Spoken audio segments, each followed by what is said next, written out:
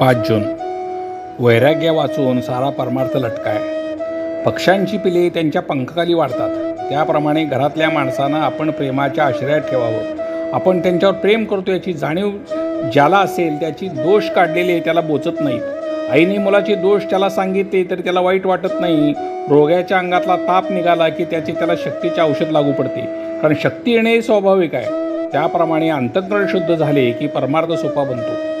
परमार्थात मनाचे कष्ट आहेत, कारण आपल्याला मनाच्या आजपर्यंतच्या सवयीच्या उलट जायचं आहे आणि म्हणून परमार्थाला अगदी स्वतःपासून सुरुवात करायची आहे.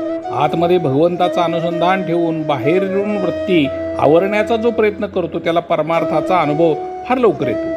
आपण आपले मन भगवंताच्या अनुसंधानात मोठ्या काळजीपूर्वक ठेवलं असताना त्याच्यावर आघात करायला विषय अगदी टपलेला आहे. मन जरा भगवंतापासून बाजूला ठेवलं झालं की पुरं विषयाने त्याच्यावर घातलाच म्हणून समजा.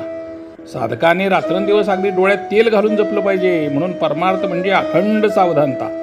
प्रपंच आणि परमार्थ वेगळा नाही. प्रपंच अनासक्तीने आणि आनंदाने करणं हा परमार्थ आहे. परमार्थाच्या आड काय येतं? धन, सुत, दारा वगैरे आड येत नाहीत, तर त्याच्यावरचे जे ममत्व आहे ते आड येतं. वस्तूवर आसक्ती न ठेवणं हे वैराग्य आहे. ती वस्तूच नसणं हे वैराग्य नाही. एखाद्याला बायको नसली म्हणजे तो विरक्त आणि असली तर आसक्त असं नाही.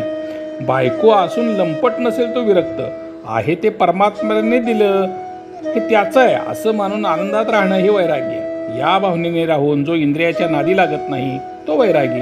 वैराग्यापासून सारा परमार्थ लटका आहे. कोणतीही गोष्ट अभ्यासाने साध्य होते. आज खरी भक्ती नाही म्हणून भगवंताचं स्मरण नाही. भगवंताचे स्मरण ठेवण्याचा अभ्यास केल्याशिवाय खरी भक्ती येत नाही. शहाण्या माणसाने उगीच विकल्प न लढवता भगवंताचे स्मरण ठेवायला आरंभ करावा. ज्या ठिकाणी आपल्या ओळखीचं कोणी नाही, आपले आप्त कोणी नाही, तिथे आपल्याला कोणी मान देत नाही अशा ठिकाणी राहून अनुसंधानाचा अभ्यास करावा. जिथे कोणी आपल्याला ओळखीचे नाही असे स्थान आपल्या अभ्यासाला फार चांगलं असतं. बाह्यांगाने करावी प्रपंचाची संगती, चित्ती असावा एक रघुपती. श्रीराम जय राम जय जय राम.